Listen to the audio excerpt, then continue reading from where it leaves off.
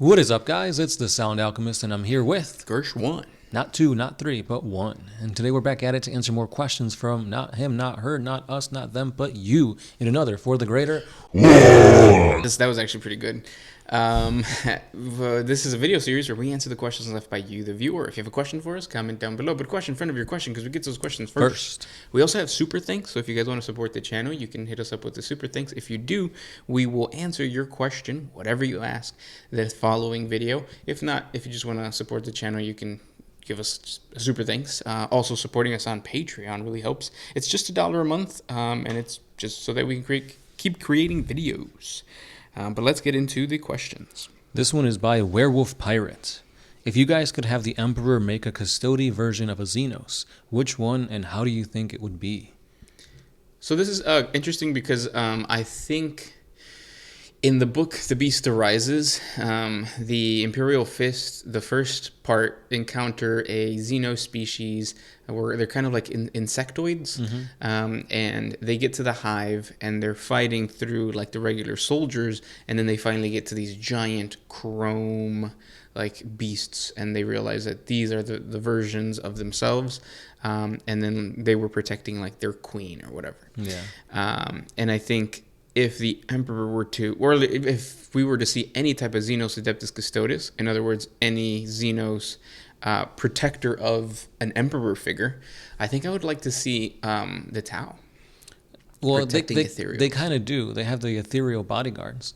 Yeah. Which, in my opinion, why? Like, they never do anything. They're literally just there for show, and they're just, like, buff ethereals with, like, staffs. Well, that's what I mean. Like, I think if the Emperor were to, like, throw in his, like, gene enhancements or do his little, like, magic stuff, I think it would be really badass to see, like, beefy, like, awesome Tau bodyguards. Yeah.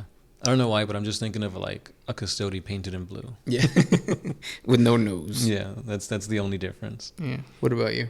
I think it'd be really cool to see an orc get augmented to that level.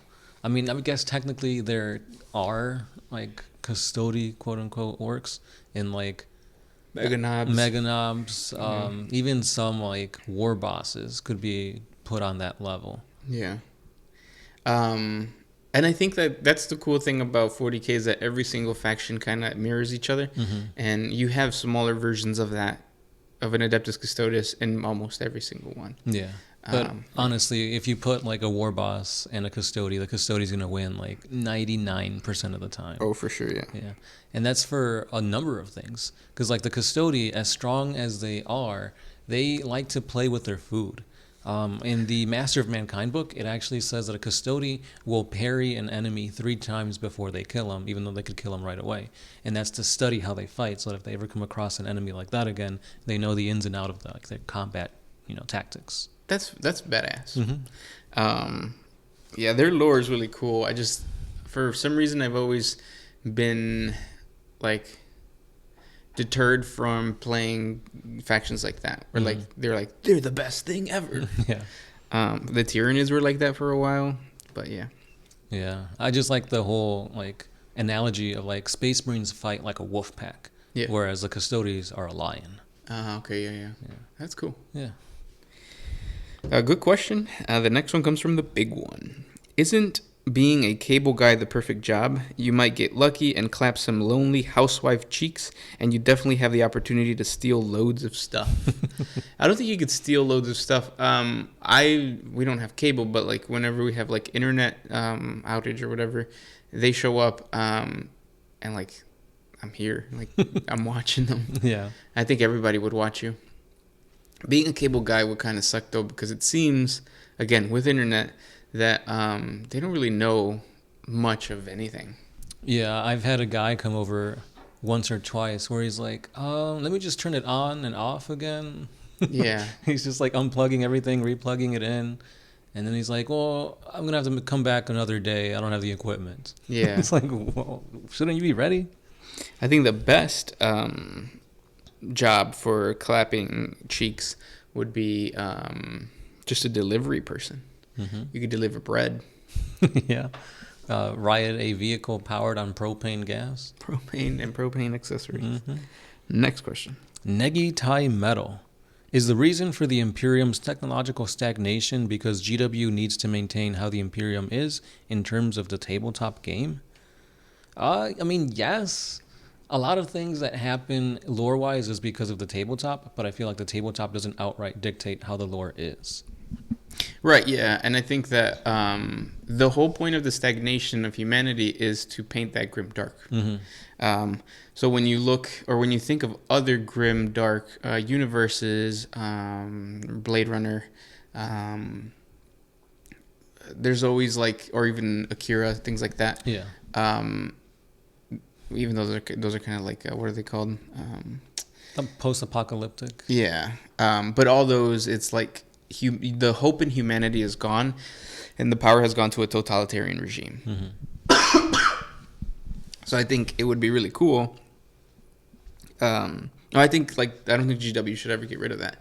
And you get hints of like them being more light about the stagnation in like Warhammer Adventures or some of like the most recent books, like the comic books.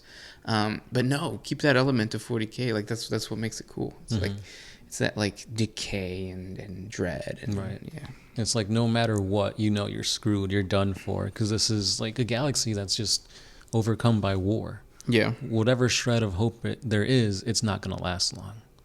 And I think that's what entices people into the hobby, where it's like, you would think, all these years into the future, humanity has evolved and there's technology.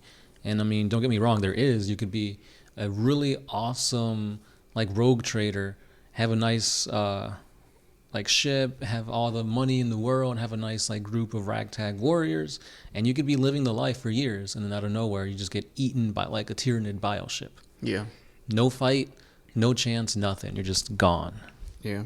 Or attacked by, like, Dark Eldar, Corsairs, Chaos. You're a skinned piece of furniture. Yeah. Still alive? Yeah, because there are fates worse than death in 40K, for sure. Yeah. Good question. Next one comes from DT. What are movies called in the Warhammer universe? Psychic Mice from Mars, Jakaro Day Out, Dirty Dozen Space Marines. 50 Shades of Grey Knights. No, you're not supposed to know about the Grey Knights. Oh, that's right. Yeah.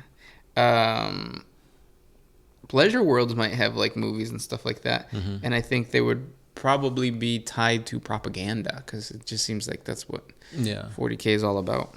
Join the Astra Militarum type stuff, or work for this company. It's not as bad as you see. Yeah. What's like Black Hawk Down is very oh no, it's not. I was like, is there any movie that is super like patriotic? And there is those, right? Like, you get your movies where it's like, I feel like what's that one with American Sniper?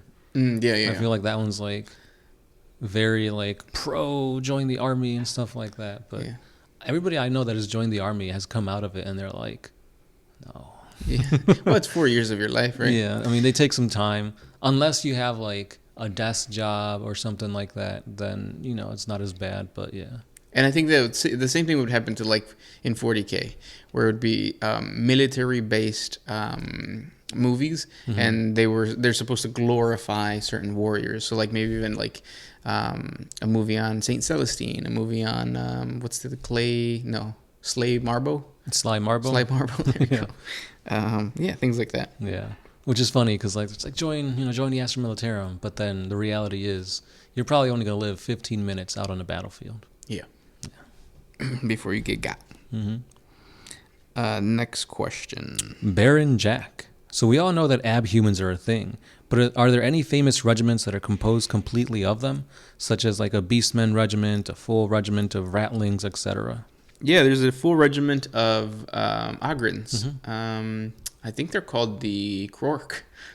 Krork. Yeah, KRLK, yeah. What else? And Ratlings, I don't think. No, because the thing about these abhumans is that they're not treated very well. They're ostracized. They're often like treated like dirt, or worse than like scum, because they don't look like quote unquote humans. And the thing that really I don't get is like there are no humans. These are different worlds. So like different people from different worlds are called different things. They're not all humans. Yeah. Just like people from Fenris are Fenrisians. They're not humans. Right. Yeah. So stop abhuman discrimination. Unless you're a beastman. Yeah. Then you're tainted by chaos because you have horns. Technically, yeah. I think that got retconned, right? That they're tainted by chaos? Mhm. Oh, yeah. But yeah, I think that's something that GW needs to do more of, especially within like the Astra Militarum, is put in some Ratling models, put in some Beastmen models. Yeah. Yeah. Blackstone Fortress came out with some pretty cool Beastmen models. Mm-hmm. Fantasy has some really good ones too. Oh, yeah. You can kit bash some really badass looking stuff. Age of Sigmar. Mm-hmm. And those were the questions for today. If you guys have more questions for us, please comment down below. Thank you guys so much for hanging out and listening to us. And we'll talk tomorrow. Yeah, this has been the Sound Alchemist. Gershwin. And we are out. Always